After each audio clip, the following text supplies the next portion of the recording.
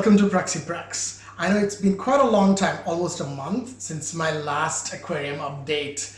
I have to mention that I did make a few other videos as well, unboxing my new computer and everything, but I never had the time to edit or upload them, and I thought I would rather do this first and then go to my tech side of videos next. So a lot has happened to my tank in the past month. I was having a huge algae outbreak, which has reduced considerably now.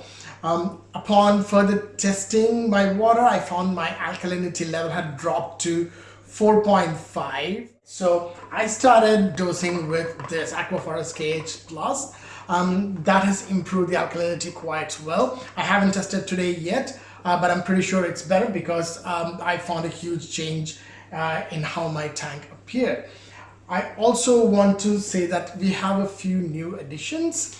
One being a Strombus snail. This guy is really good. I just got him. He's a bit big for my tank, but still I got him. But from day one, he literally mows through the sandbed everywhere. He is the best cleaning crew I've had so far. The next new addition is a surprise addition which I did not get from anywhere, I did not buy from anywhere, it just appeared. What I thought was a little kind of worm or some dust or some sort of insect sitting on my rock at one point turned out to be a blue tuxedo collector sea urchin. I have absolutely no idea where this guy came from. I think he must have hitchhiked on one of the corals when I bought them. I don't remember anything because I dip all my corals as well. So it was a big surprise and he was beautiful, as you can see from the picture I took. And he does a great job in cleaning up the algae as well. He just keeps moving around a lot. The only thing that I don't like is he's a collector urchin. So he keeps collecting all these little shells and rocks and covers himself up. But basically without them, he looks absolutely gorgeous. So I love him, and I've actually named him. Thanks to my friend Robert, who actually suggested this name. I named him Lurch, as in Lurch from the Addams Family, because he's a blue tuxedo, and Lurch most of the time wears a tuxedo, and Lurch is kind of the caretaker, and so is this sea urchin. He literally takes care of my tank, going around cleaning up everything. So that's his name, Lurch. The next new addition would be, I have to be careful before saying this because I'm going to be raided by the tank police. Yes, I got myself a juvenile sailfin tank. Before you go on with the hate comments and telling me that I'm a noob, this is a really small juvenile sailfin tank. He's got enough space, he's settled in quite well, and the minute I find that he's growing a bit beyond this tank, I will either give him back to the aquarium and change him for something else, or I might upgrade my tank. So that's my plan. So he's going to be in the tank for at least another year. All the inhabitants took really well to him. He was not even shown an ounce of bullying, because every time I added a new fish before this, there's always some sort of excitement. It's a little bit of an aggressiveness here and there, especially from Mr. Lancelot and Ross. So they both tend to get a little bit territorial. But when I added this guy, no one really cared. Everyone was so settled. They had enough space and they really didn't care. And this guy has settled up really fine.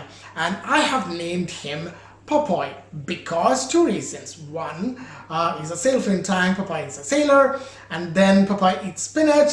This one has been munching on all the algae. So that's one of the other reason I got the sailfin tank, because I needed a tank to clean up my algae.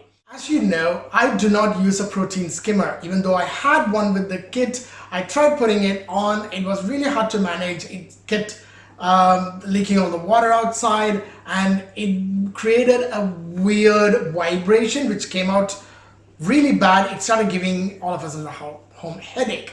So I literally took that off, and instead of that I added a refugium with some keto, Cheeto, inside, and that's been going fine. The only thing is I need to put a smaller wave maker inside my sump so that it rotates more and it doesn't have more algae in it. Now it's having a bit of an algae, so I'm not going to show you that. The next thing I want to talk about is my pulsing xenia, which is no longer quite a small golf ball type of xenia, but it has grown into a humongous tree. Now I know what people say when they mention them to be like pests.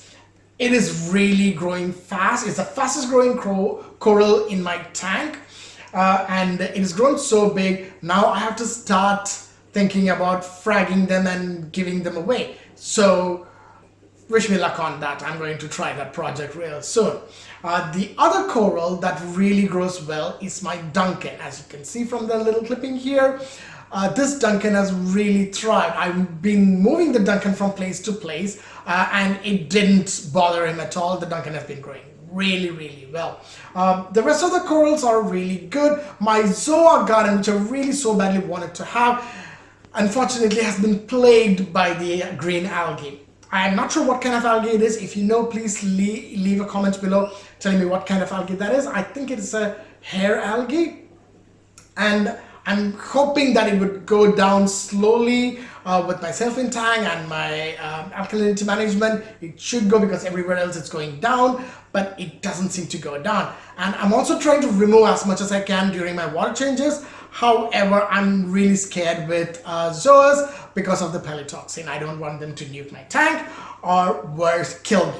So I'm just being very careful. I will eventually buy a forceps and try to slowly remove the algae from it as much as I can, and then I'm going to add more new zoas to the zoa garden. One another thing is that it's been almost 6 months since my tank started to have life in it. So I think I am close to starting to put some SPS corals.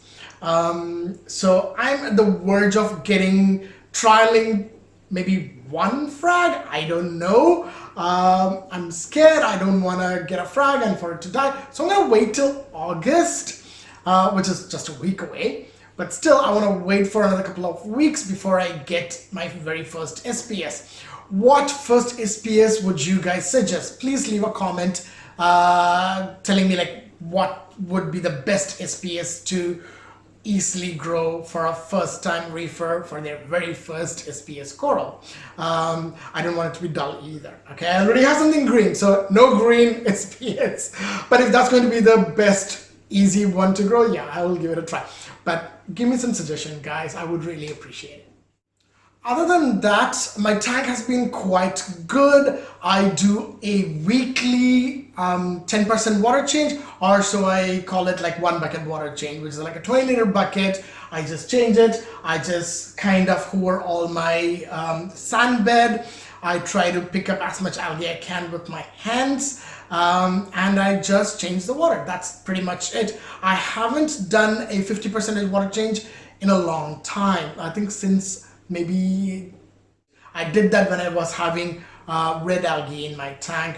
I had to put the medication and then I had to do a 50% water change. That's the only time I did that.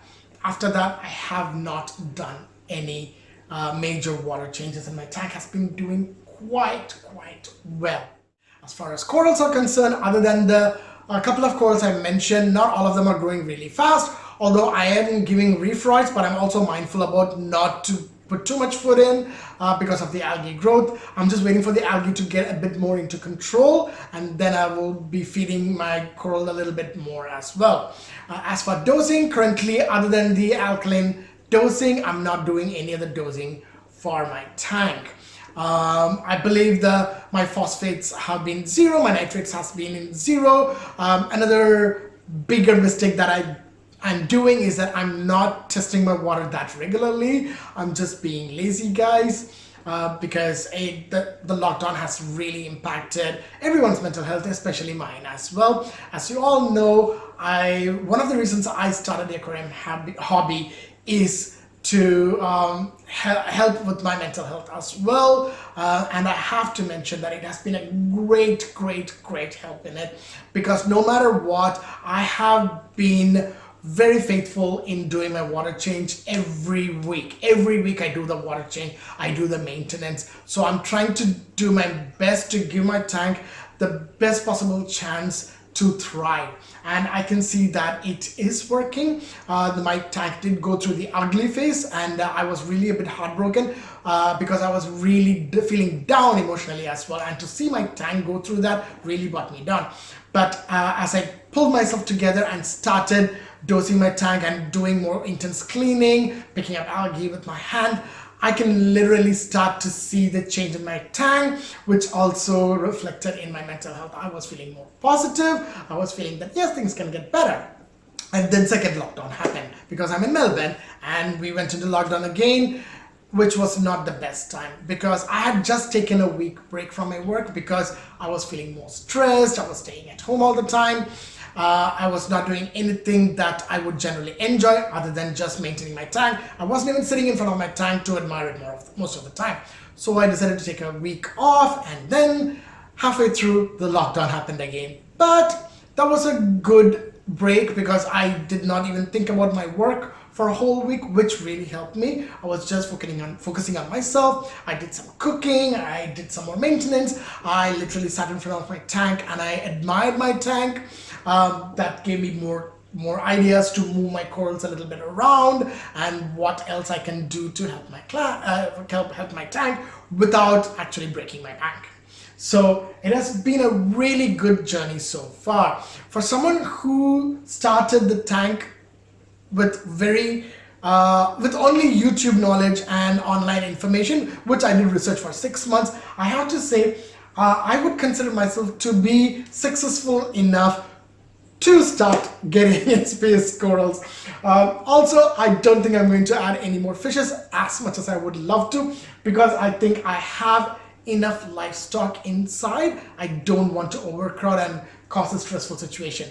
And as you can see, I already have a saline tank, which is going to grow really fast. So I want to keep my tank inhabitants the same. However, coral wise, yes, we will keep adding more coral. I am really keen to grow my zoa garden, which I am really looking forward to. Really, like, I really want to get all the algae out. If you guys have any other information on how better I can manage my algae, especially within my zoa garden, please let me know. Leave a comment below. That would be really helpful. So that brings us to the conclusion for my July update for my marine tank.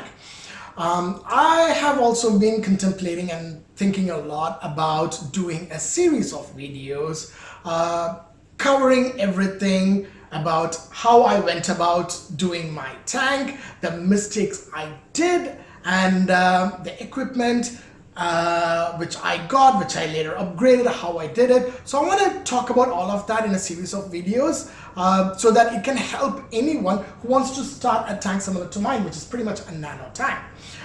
So I think I'm going to do that. Hopefully in August I will start this video.